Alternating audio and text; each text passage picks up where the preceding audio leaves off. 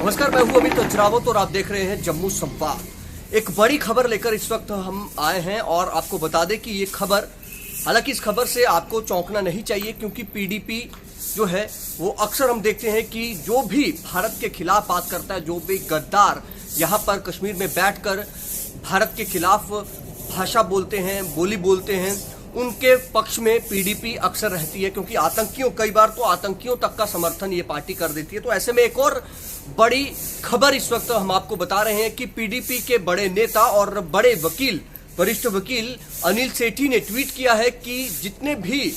लोगों पर, जो कश्मीर में जिन्होंने या फिर जम्मू में जिन्होंने भारत की हार जिस दिन हुई थी, उस हार पर उन्होंने जश्न मनाया था, पाकिस्तान के समर्थन में उन्होंने वो नाचे थे, झूमे थे, और उन्होंने जो है यहाँ पर ये कहा था कि हम पाकिस्तान की जीत की खुशी मना रहे हैं। काफ़ी वीडियोस वायरल हुए। हालांकि उसके बाद जो है, जो हमारे सुरक्षा एजेंसीज हैं, जो हमारी पुलिस है, उन्होंने ऐसे गद्दार लोगों पर, ऐसे पाकिस्तानी प्रेमियों पर यूएपीए के तहत मामले दर्ज किए थे। तो अब अनिल सेठी पीडीपी के ट्वीट करके उन्होंने जानकारी दी है कि पीडीपी जो है वो अब ऐसे लोगों के लिए केस लड़ेगी और उनको फ्री में जो है हेल्प करेगी, कानूनी उनकी मदद करेगी। पीडीपी के अनिल सेठी जो वरिष्ठ वकील भी हैं, हाल ही में उन्होंने, कुछ महीने हुए हैं, उन्होंने पीडीपी ज्वाइन की है और उन्होंने ट्वीट किया है, PDP has resolve to provide legal assistance to all those booked under UAPA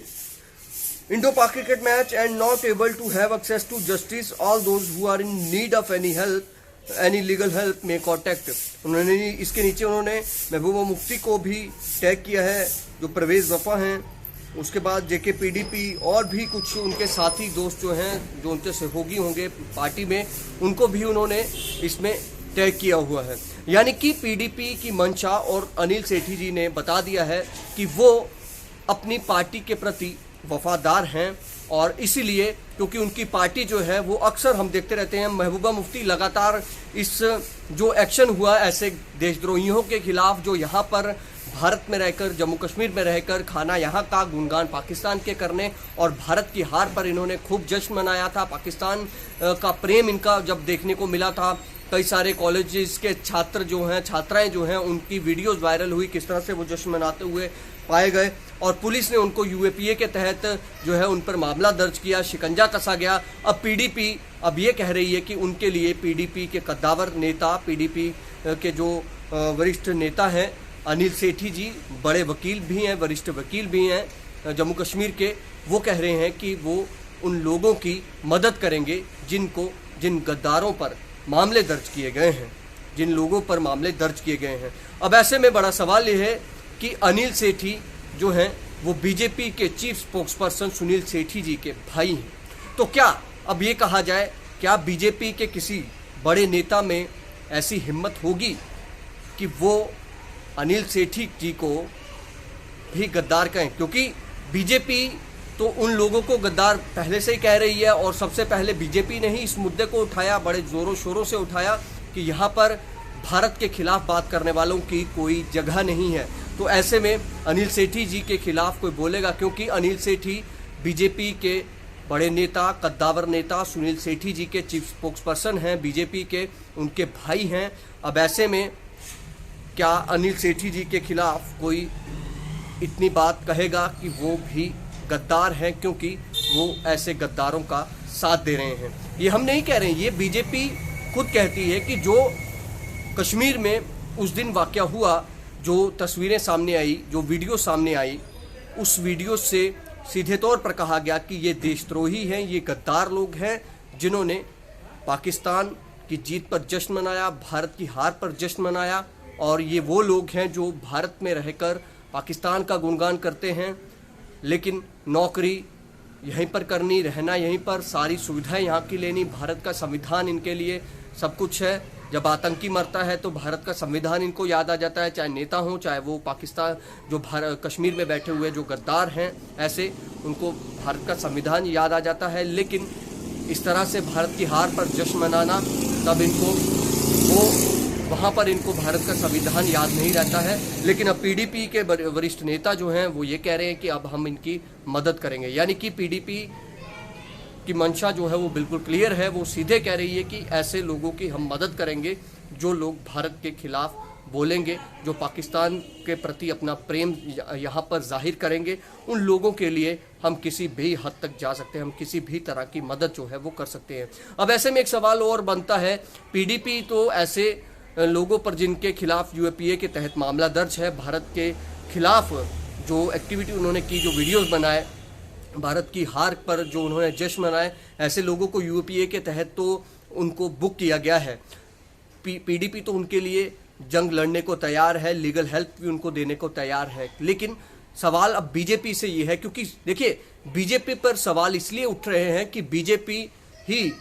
खुद को ये कहती फिरती है और खुद को ये बताती है कि सर्टिफिकेट भी यही बांटती है कि सबसे बड़ी राष्ट्रभक्त बीजेपी है और सबसे बड़ा राष्ट्रभक्त बीजेपी के नेता है। तो ऐसे में क्या आपने आज तक ये जवाब अब बीजेपी के नेताओं को देना होगा, और ये बड़ा ज़रूरी जवाब है। हम कई बार इस बात पर हम चर्चा कर चुके हैं। आप सबको याद होगा 2008 में अमरनाथ लैंड ड्रॉ हुआ था, और उस ज़मीन में जो ज़मीनी विवाद में जो काफ़ी हमारे जो जम्मू के युवा हैं, हमारे जम्मू के युवाओं पर काफ़ी ज़्यादा मामले दर्ज कर दिए गए थे उस वक्त की सरकार द्वारा। कई युवा आज भी उस के तहत, उन मामलों के तहत जो है वो कोर्ट में, अदालत में अपने तारीख पर जाते हैं, उन मामलों को जो है वो भुगत रहे हैं। लेकिन क्या आज तक एक भी ऐसा कोई नेता बीजेपी का या फिर ऐसा कोई बड़े, क्योंकि बीजेपी में कई ऐसे बड़े वकील हैं जिनका एक नाम है, जिनके नाम से वो अपने नाम से है जो जाने जाते हैं और बड़े बड़े ओहदों पर बैठे हैं बीजेपी सरकार में। कई ऐसे बड़े वकील हैं, नाम क्या लेना, आप सबको पता है। तो क्या ऐसे बड़े नेताओं ने, ऐसे वरिष्ठ वकीलों ने क्या उन लोगों के लिए, उन जो लोग अपने हक के लिए लड़ रहे थे, उन पर जो मामले दर्ज कर दिए गए उस वक्त की सरकारों द्वारा, उस वक्त की सरकार द्वारा, तो क्या उन लोगों के लिए आज तक किसी भी नेता ने, बीजेपी के किसी भी नेता ने उन लोगों के लिए कोई मुफ्त में उन्हें कोई लीगल असिस्टेंस देने की बात कही है, या किसी ने भी उनका केस कोई लड़ा है मुफ्त में कि हाँ जी ये हमारे लोग हैं, इनको जानबूझकर फंसाया गया है तो हम इनकी मदद करेंगे? एक भी मामला ऐसा हो या किसी भी वरिष्ठ नेता के पास कोई ऐसा केस हो जो वकील हैं,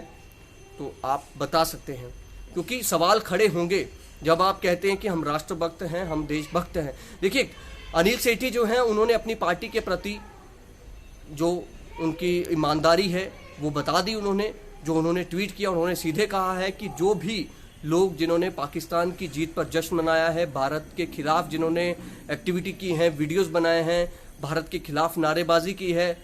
ऐसे लोगों को तो हमारे यहाँ पर जो परिभाषा है वो गद्दार कहा जाता है। तो ऐसे लोगों के लिए पीडीपी सीधे तौर पर कह रही है कि उन्हें लीगल असिस्टेंस दी जाएगी। उन्होंने ईमानदारी दिखा दी है, लेकिन अब यहाँ पर ज़रूरत है बीजेपी को ईमानदारी दिखाने की, क्योंकि अनिल सेठी जी बीजेपी के चीफ स्पोक्सपर्सन सुनील सेठी जी के भाई हैं। तो ऐसे में किसी नेता में दम होगा कि वो इनको भी गद्दार की परिभाषा दे सके,